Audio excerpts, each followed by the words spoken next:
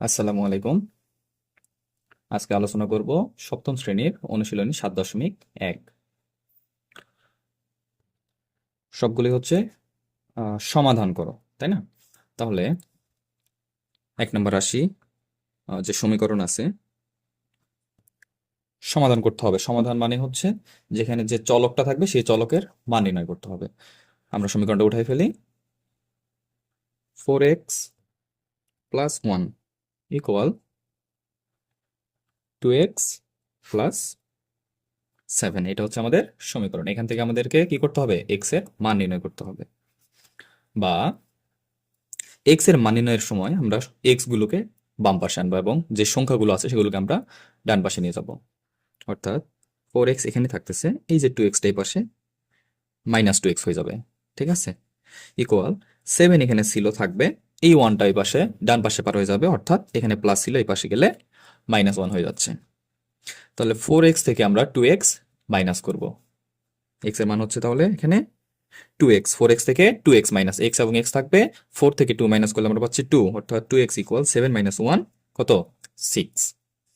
সুতরাং x = এই যে 6, এই 2 এখানে কি অবস্থায় ছিল? x এর সাথে গুণ অবস্থায় ছিল, তাই না? তাহলে এই পাশে গেলে হয়ে যাবে ভাগ 2। তাহলে 6/2 কত পাচ্ছি? 3 × 6 3 পাচ্ছি, অর্থাৎ নির্ণেয় মান বা সমাধান x = 3। এবারে 2 নম্বর সমীকরণের সমাধান করি। 2 নম্বর সমীকরণটা হচ্ছে 5x - 3 = 2x + 3, তাই না? একইভাবে আমরা কি করব? x গুলাকে বাম পাশে আনবো। এখানে 5x থাকবে, এই 2xটা বাম পাশে আসলে -2x হয়ে যাচ্ছে। ঠিক আছে, ইকুয়াল এখানে 3 ছিল, থাকবে এই 3টা ওপাশে গেলে +3 হয়ে যাবে। 5x থেকে 2x আমরা যদি মাইনাস করি 3x পাবো, ইকুয়াল 3 এবং 3 যোগ করলে আমরা পাচ্ছি 6। সুতরাং x = 6/3। তাহলে 6/3 কত পাচ্ছি? 2, তাই না? 3 × 6, অর্থাৎ x = 2। এটা হচ্ছে আমাদের অ্যান্সার। এবারে সমাধান নাম্বার কত? 3।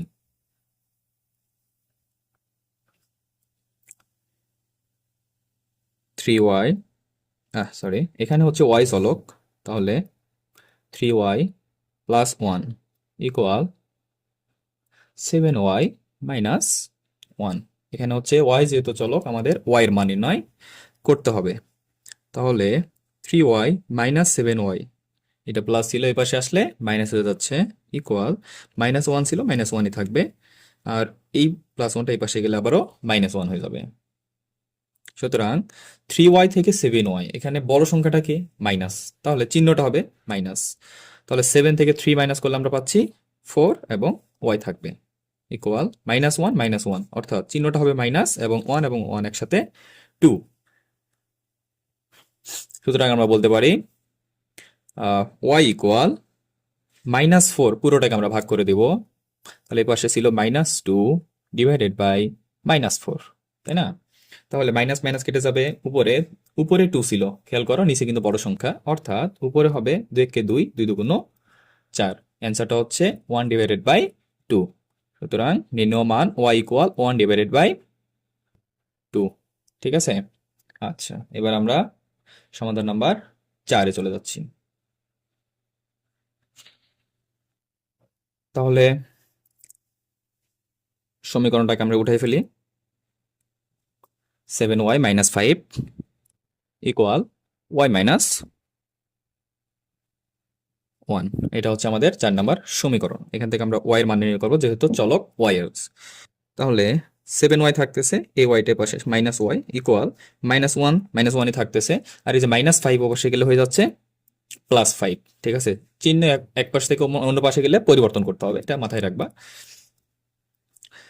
7y থেকে আমরা এখানে একটা y বাদ দিচ্ছি, অর্থাৎ থাকবে 6y ইকুয়াল -1, মানে 5 এখানে প্লাস, 5 থেকে আমরা 1 মাইনাস করতেছি, অর্থাৎ 4।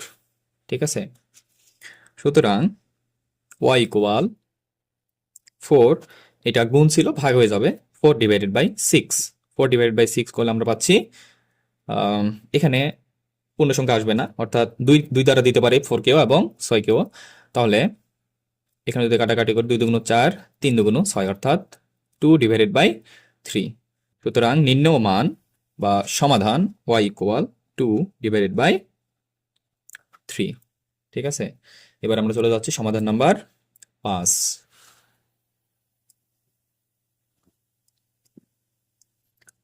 5 নম্বর সমীকরণটা হচ্ছে 17 - 2z।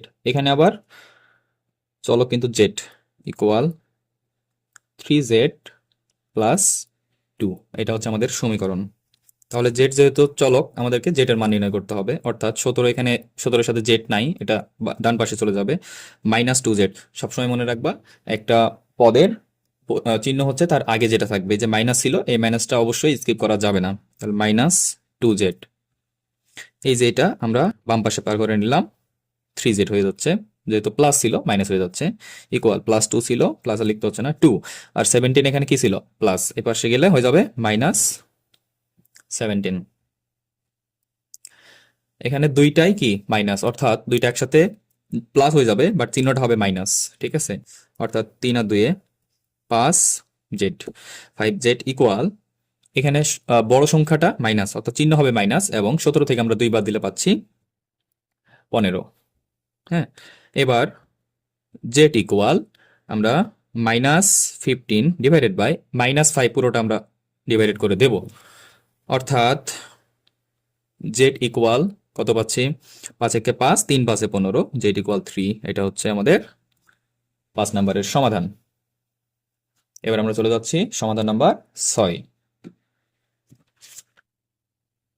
6 নম্বরের সমীকরণটা হচ্ছে 13z - 5 ইকুয়াল 3 - 2z। 3 - 2z, আমরা কি করব, জেড গুলাকে বাম পাশে রাখবো, কারণ এখানে চলক জেড।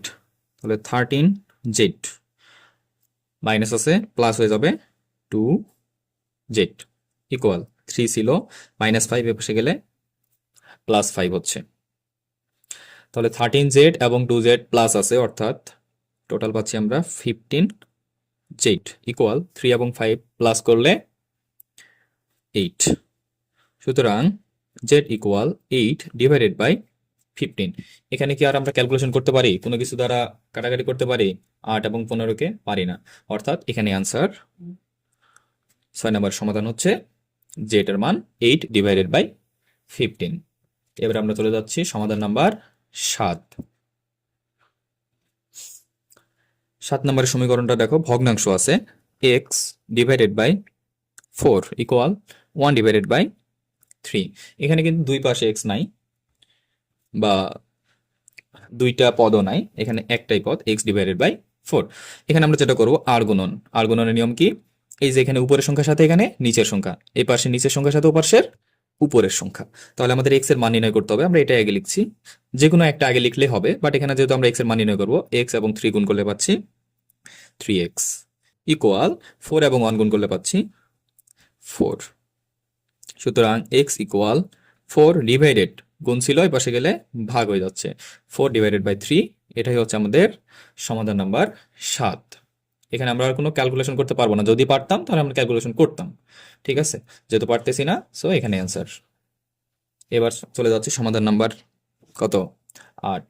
8 হচ্ছে x divided by 2 plus 1 equal 3। এটা হচ্ছে আমাদের সমাধান সমীকরণ নাম্বার 8।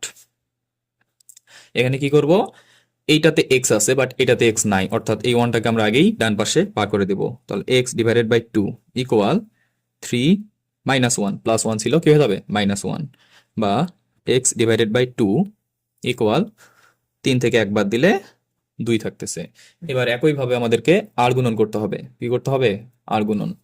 অথবা হচ্ছে চাইলে তোমরা কি করতে পারো, 2 এখানে ভাগ অবস্থায় আছে, এপাশে গেলে গুণ হয়ে যাবে। আবার আর গুণন কি, এখানে 2 এর নিচে একটা কি আছে, 1 আছে, সবসময় কোনো কিছু না থাকলে একটা 1 থাকে।